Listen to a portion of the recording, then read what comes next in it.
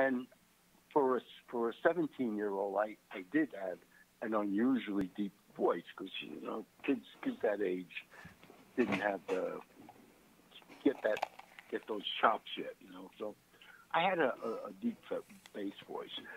And he says, well, he says, I sing with a group. I says, whoa, nice, that's great. He says, and you should really look into this. He says, I says, well, listen, I never sang before. I don't even know what you're talking about. I don't know what a bass is. I have no idea. But I liked the music of the time. It was 1957.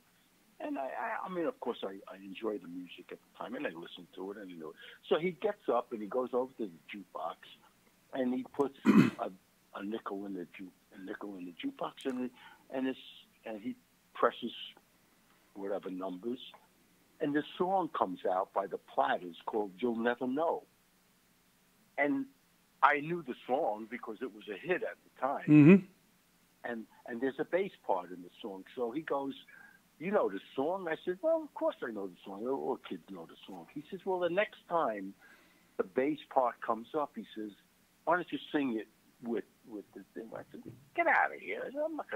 I'm not a singer. He said, just try it. And then my other friend he's egging me on. Oh, try it. So it comes on, and it's, you'll never know. And I do it. And it sounds just like the guy in the record. And this guy, Tony, goes, oh, my God. He says, you're a bass singer. I said, well, that's news to me because I don't know what the hell I'm doing here. And from that, he invited me to meet up with a group that he was coaching.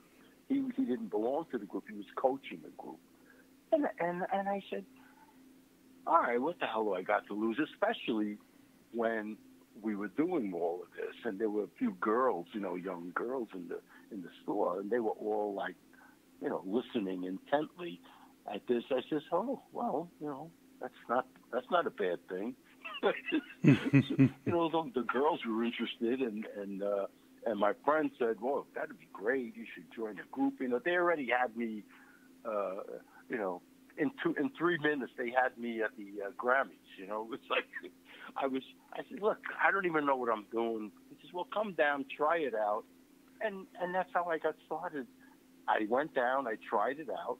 I tried out with the group, and I did the bass parts. And now we didn't know what we were doing, because no one in that age group no one had musical training. We were just, it was a hit and miss thing. You didn't know how to do harmony. It was all hit and miss.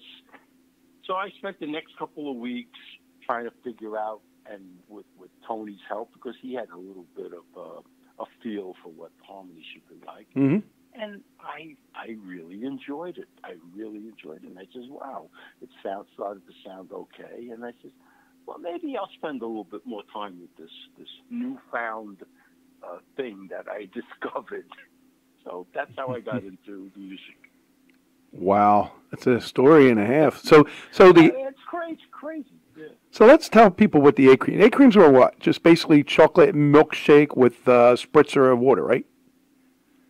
Yeah, a little bit of seltzer, right? A little bit of club soda, right? Which we call seltzer, and some chocolate syrup and a little milk, and you stir it all up. It gets a little foamy on the top, and that's an A-cream. So I mean, I sometimes I live in New Jersey, so as you do, and if you walk into, first of all, there are no more soda shops like there used to be. Yeah, I know. But if you went to someone and said, you go into a diner and said, make me an A-cream, they look at you like you had 4 heads. But sometimes you get a waitress who's been around a while and said, yeah, of course, I know what that is. I'll make one for you. It's crazy. Now, soda shops. I love that. Yeah, now soda shops, just get the soda shops for a minute. They were basically where you just the fountain drinks, right? And the ice cream and stuff were there. Yeah. And, and Yeah. they were It what? was Like in like different buildings. Some became no. diners. What? Well, in Brooklyn, it was just a storefront because we didn't have we didn't there were no malls at the time. There were no big shopping centers. It was you just went into a store. It was a block up from the high school. I went to New Utrecht High School, and it was a block up from the high school, and all it was a store, and he had a counter with the fountains, all stainless steel, and a couple of booths where the kids would hang out, Hmm. you know, and hopefully nobody from the school would walk in because we were supposed to be in school. So, so we would just we would just hang out and talk and listen to the music and you would meet your friends there, and behind the counter was it was all like a stainless steel top and with all the fountain sodas and he had the big tubs of ice cream in the freezer and he'd scoop it out and he could make an ice cream float, he could make a sundae and then he had little like sandwiches or tuna sandwich or BLT stuff like that, but all light there, light stuff. But it was a hangout, and I tell you, here's a funny little anecdote because many years later, like I went to the 30th or 35th reunion of my high school, and I went with some friends and who we all went to high school together. We went to the reunion, and I honestly didn't know many people at the reunion. The only two people that I really knew was Pop from the candy store Oh. and another guy from another candy store that I used to go to. But as far as, I spent most of my time not in high school. I don't recommend it because it's not the right thing to do, but Right. life didn't turn out so bad. But I don't tell my grandkids that part of my story. Right. Well, I went to school every day and I did my homework. yeah. Hey, Al, we're getting ready to come up to the break in about a minute. I want to definitely go over your book too in the next round when we come back. Also, talk a little bit more about the Mystics, what you guys did on the road. If you had some interesting stories, we'll be right back after this break. This is the Doc G Presents on KMET AM Radio, 1490 in San Bernardino, California. Also, California, LA County, and also Hamilton Radio. Listeners all over the world, we give you a shout out. We'll be right back after these 3-minute break on the other side. See you soon. Break one.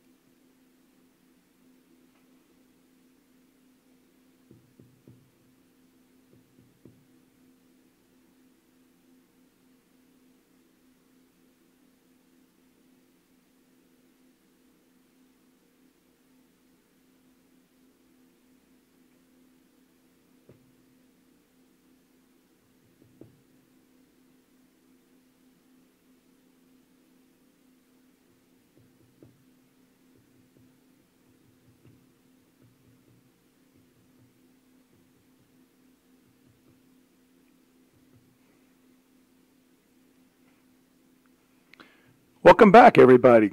This is Doc G with KMET, 1490 AM radio. I have Al Contrara on the phone. We'll get right back to him right after this intro or mid-intro, and we'll be right back in 60 seconds.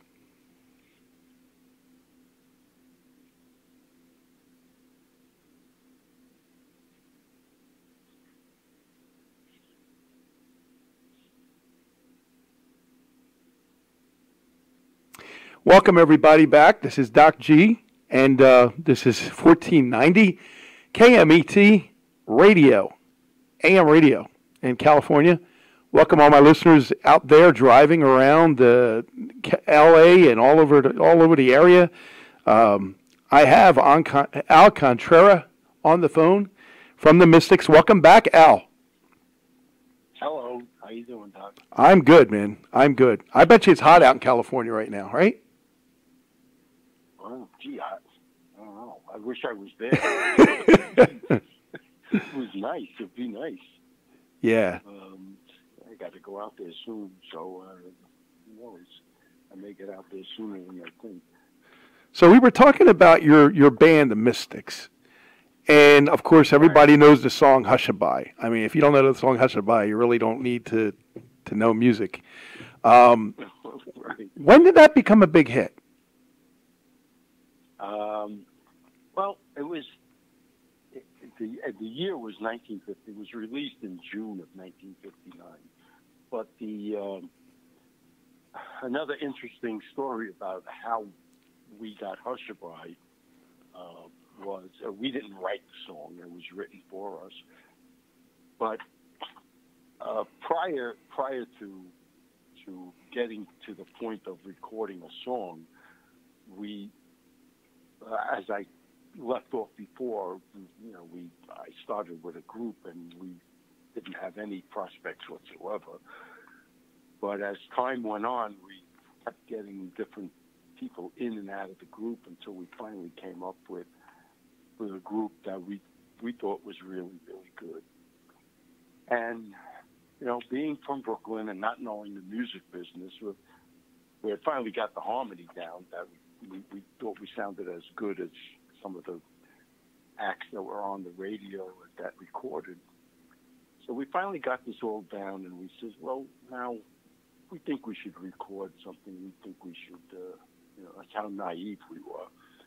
And we went into New York City, and first we looked up, we didn't have any internet or anything like that, no Googles at the time. Mm-hmm. So you look in the phone book and you found out where the record companies were in New York City.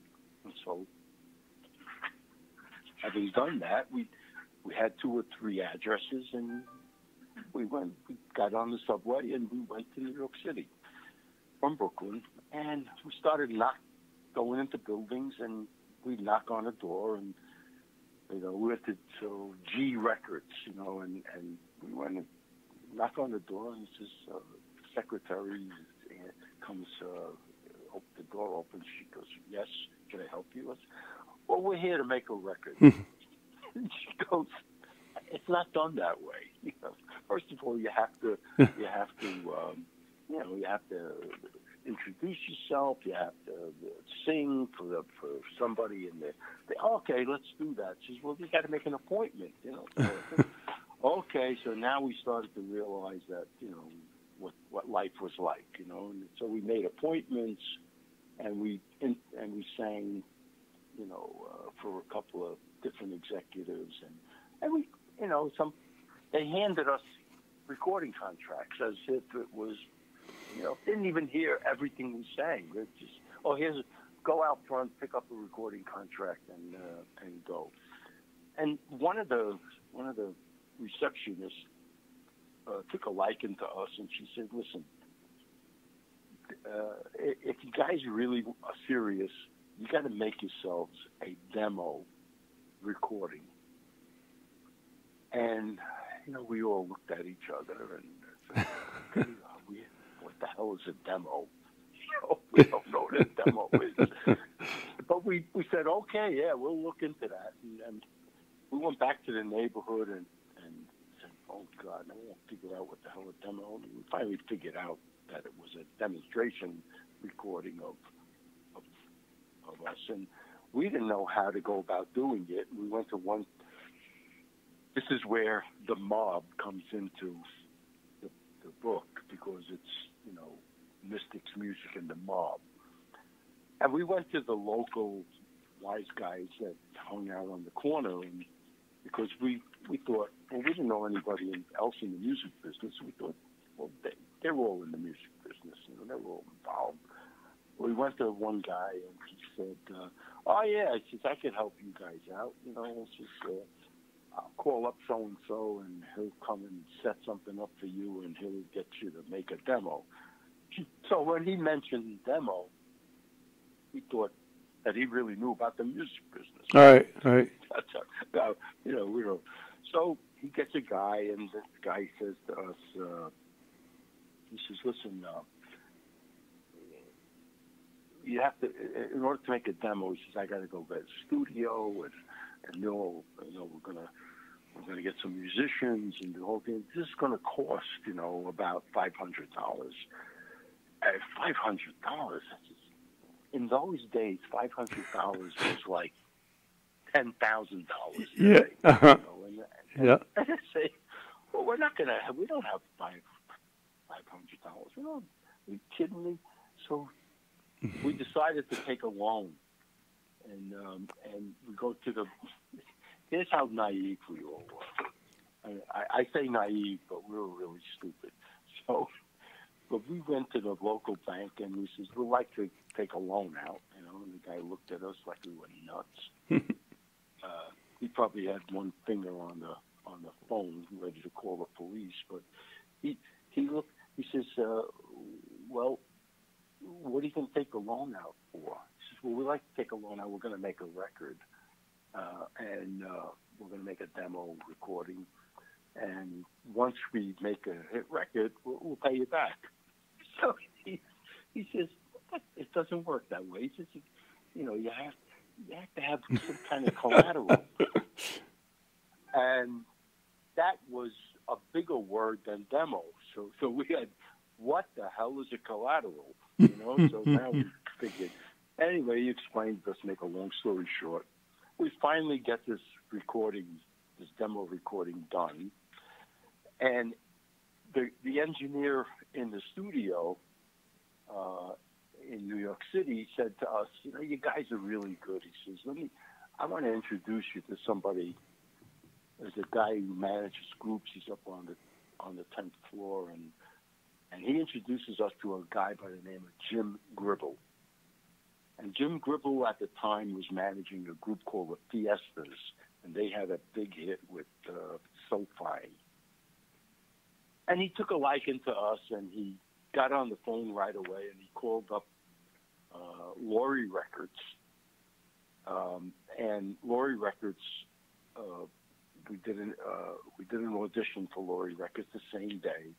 And they loved us. They loved the group. They loved the look. They loved the sound. Because in those days, it wasn't only sound; it was looks.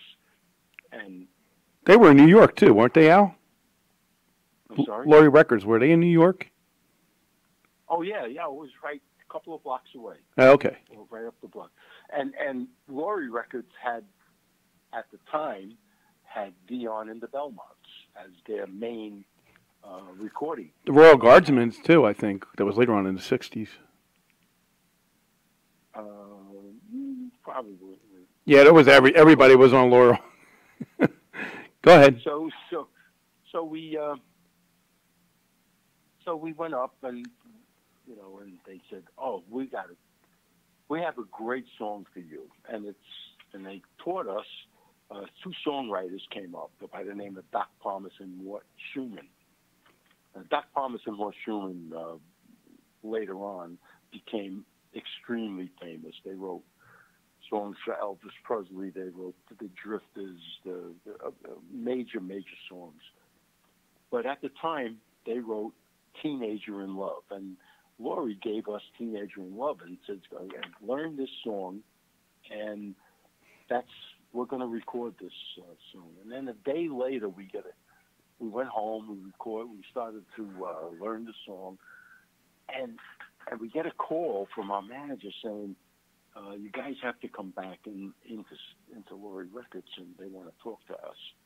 We go back in, and the president of Laurie Records says to us, listen, it's a really great song, and as the president of the company, my job is to make money for the company. And I know this song is a hit, and I know you guys will probably have a hit. But if I give this song to Dion and the Belmonts, who just came off 2 major hits, it'll be a bigger hit for us. And that's the bottom line, is that we have to make money. So we were very disappointed. He tells the 2 songwriters who were there at the time, can you write another song for these guys? And the next day, they wrote a song for us, and it was Hushabye. And we went back in the studio, recorded Hushabye, and it just went crazy. It was a big, big hit. Not as big a hit as Teenager in Love, but it was up there in the top 10. So we were happy with that. Yeah, that sounds like that was. That's how we got Hushabye. That's an amazing story. I mean, people don't understand that. That's an amazing story. So give me an example what it was like to play with other bands when you first started playing, or other musicians, and people started recognizing your music. I mean, that had to be an awesome thing, right? Oh, well, at the time, Alan Freed is the guy who really coined the phrase rock and roll back in 1958. He had a show in Brooklyn at the Brooklyn Fox Theater, and he loved the song Hushabye, and right after it came out, he called up our manager, and he says, I want to have these guys on my show at the Brooklyn Fox. Now, to us, that was like the ultimate thing to do, because right. as kids, we went to that show. we went and we saw Dion and the Belmonts, and we saw Frankie Lyman and the Teenagers, and we saw all these groups. And I said, wow, we're going to be on that show. The show that he put us on had Jackie Wilson, Lloyd Price, Jimmy Clanton, the Skyliners. Wow. Bo Diddley. Oh, my God. I'm reading it. I don't remember. I'm reading it off. I have a poster in my office. Joanne Campbell, Valerie Carr, Bobby Lewis, the Tempos, Jerry Granahan, and the Isley Brothers, who really just came out with Shout. Right. And the show went on for 10 days. Wow. Every day we did 3 shows. 3 shows every day. In between was a movie. They had room for a movie? Yeah, they had room for a movie. And there were lines around the block. Oh, my God. It was crazy.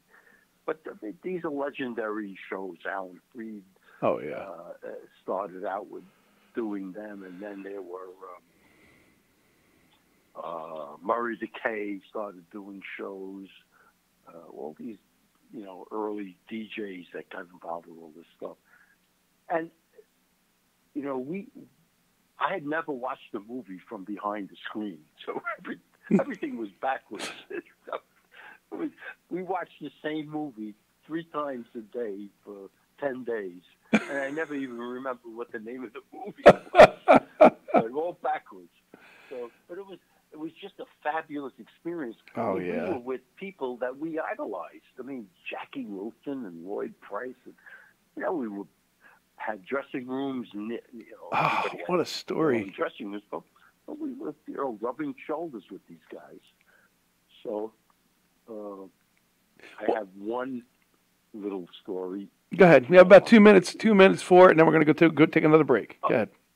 Okay, so the Isley brothers were on before the Mystics. Now, the Isley brothers, if anybody knows what Shout is like, it's incredible. It goes nuts.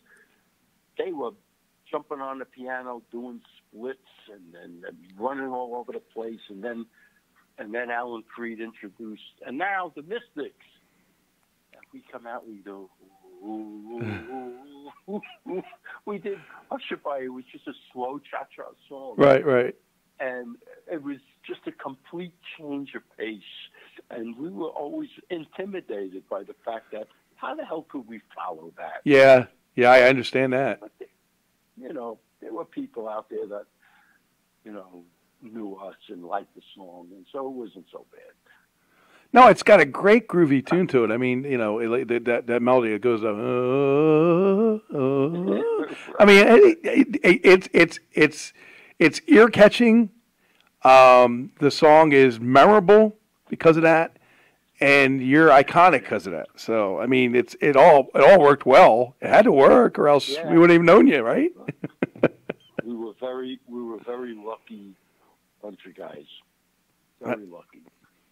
That's great. And what did you say you did before that? You were what? Before you did the music? I was in high school. Oh, you were in high school. Okay.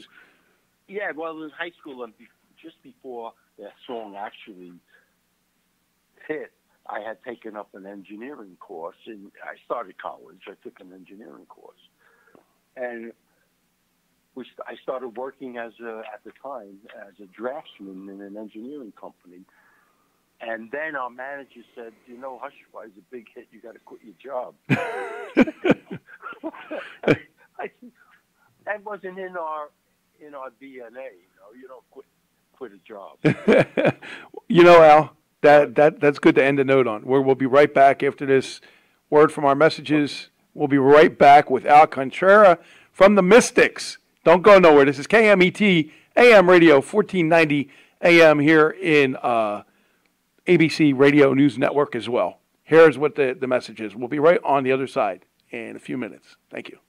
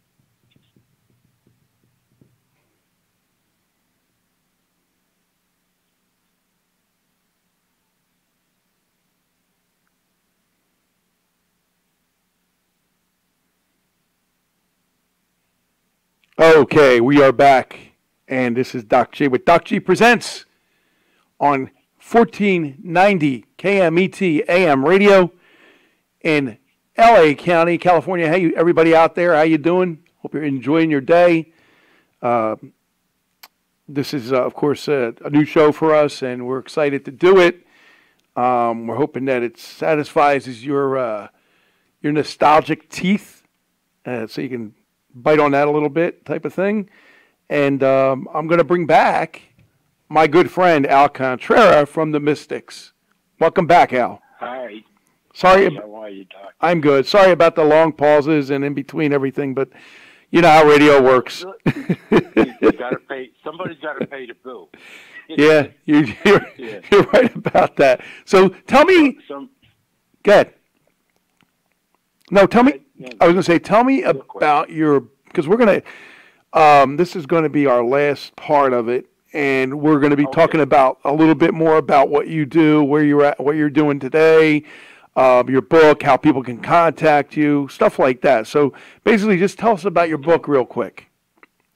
Okay. Well, the reason I wrote the book is another interesting thing, and right after our second recording, we recorded Hushabye, and then we recorded a song called "Don't Take the Stars," which also did pretty well in the national charts. But right after Hushabye, there was an incident regarding our lead singer.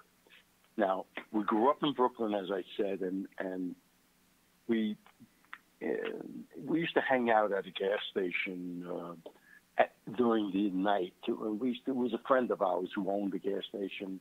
It was like a repair shop, and we used to, fix our cars, do some waxing and cleaning. It was a good place to hang out. We'd have sodas and just talk with the people. Everybody would stop by. Well, one night, and I was supposed to be there, but I wasn't. But our lead singer, Phil, was at the gas station, at the garage, and doing some work on his car. And some fellas who came in and held up the gas station. Now, Phil happened to know these guys from the neighborhood, and they, as it turns out, they held up the gas station attendant, and it was all supposed to be kind of a joke, but it turned out to be serious. They startled him. The guy had a loaded gun. They startled the gas station attendant. Oh, boy. He had a tire iron in his hands at the time, and he waved it up. It hit the gun. The gun went off and killed the gas station attendant. He actually died. Oh, boy. Now, the police came. I mean, they ran away. They all ran away except Phil. Phil and a couple of other people that were at the gas station stayed. But they were warned by these people who came in, who were kind of like mob-related people. They were warned, don't you say who we were. You just say you didn't know who it was, and they all ran away. But as it turns out, the police caught up with some of these guys, and they under intense investigation, which I go through in the book, they said that they knew Phil and this and that, and so the police felt, well, Phil maybe was part of it, although he wasn't. He was an innocent bystander.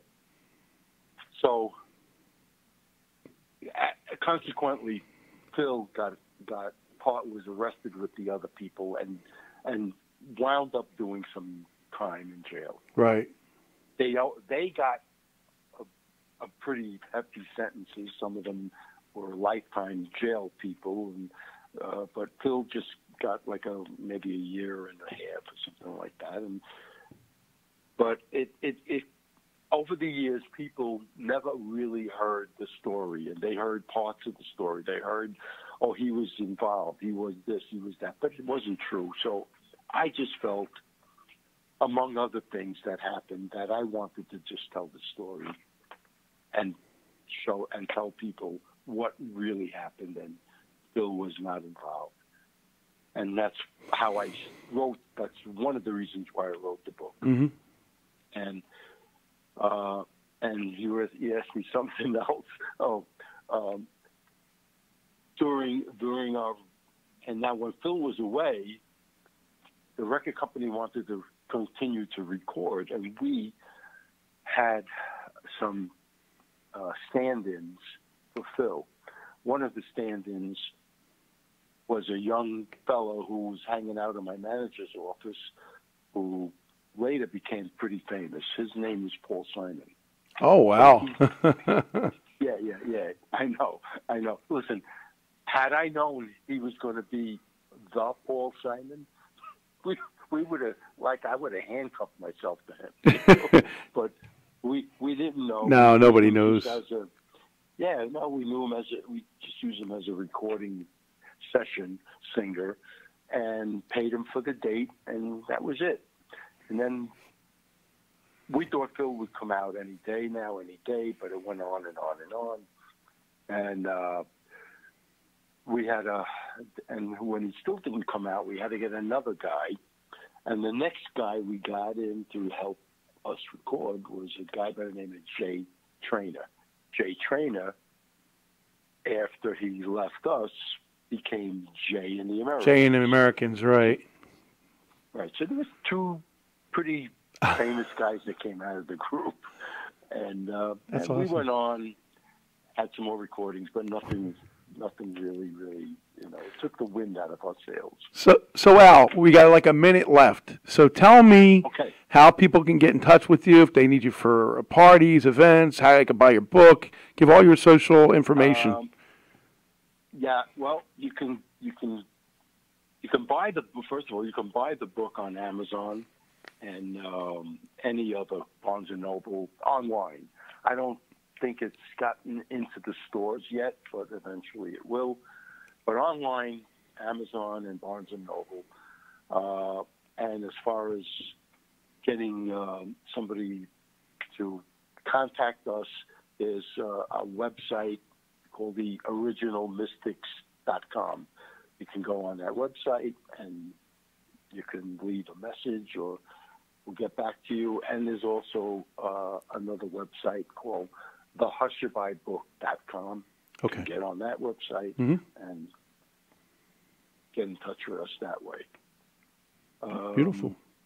And you say, what are we doing now? You can tell us real quick. Yep. The original Mystics are still singing. They were based out of Florida. George Galfo and Phil Craccolisi, two original members. Mm-hmm. I presently and for the last 25 years have been singing with Emil Succhio in the Classics. Mm-hmm. We all grew up together. So it's, and we also have another show, which we do.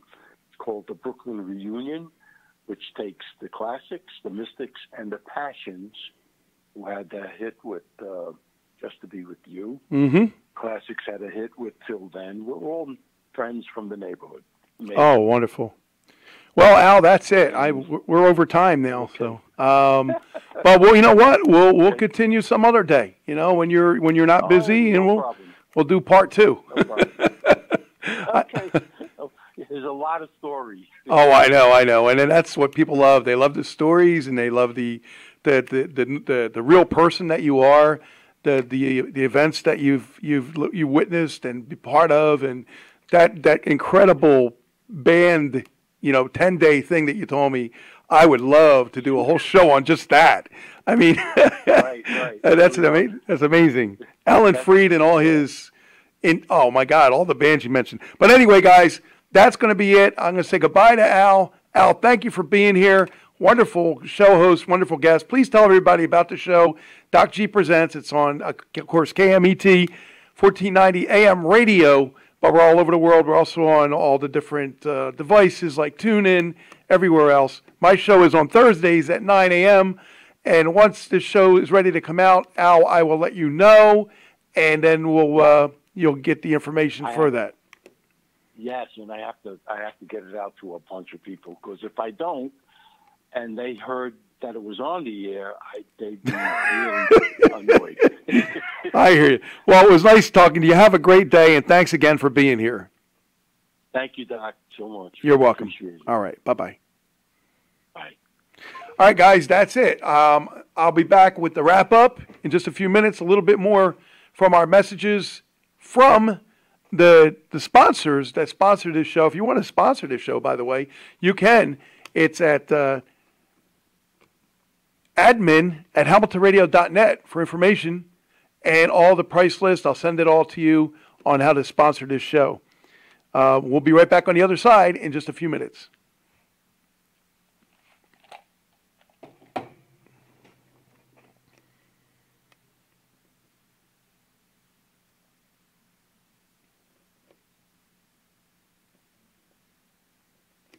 Okay, guys, that's it. Thank you all for watching. Thank you all for being here. Thank you all for participating, being part of the station, the show, everything that we do. This is Doc G. Doc G Presents. I'm a new show here, of course, on 1490 KMET AM radio, the ABC News Broadcasting Network. And I'm very happy to be here, very happy to get. Oh my God, you ought to see the list of people that I've got. Just tell people you have an AM radio show and you were in the business for more than 20 some years. They come out of the woodwork with this. Big people, little people, people that were local event. I don't care who it is. Just get in contact with me. If you want to be on the show or be a sponsor, we have room for you. If you want to be a sponsor, you can just email me at admin@hamiltonradio.net, send the money to PayPal, and then we're all good. If you want a show like this, you can also contact me, and I'll put you in the right direction so you can be on AM radio with me. If you also want a chair next to me right here, it's $100 a show, but it's well worth it. You can advertise your business, your promotion, anything you want to do. When we go to record the show, you will be considered. So I want to once again thank you all for listening to the Doc G Presents radio show. I'm Doc G, and you're not. But have a great day. I will see you on the other side when we come back to record the next show. So thank you all. Thank again for Al Contreras to be here from the Mystics, spending his time and day with us here on Doc G Presents. KMET 1490 AM radio. We're in California, guys, and we're happy about it. All the shout-outs to all the other people out there on TuneIn.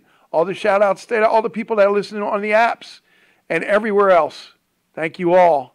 Have a great day. I'll see you next time. Peace.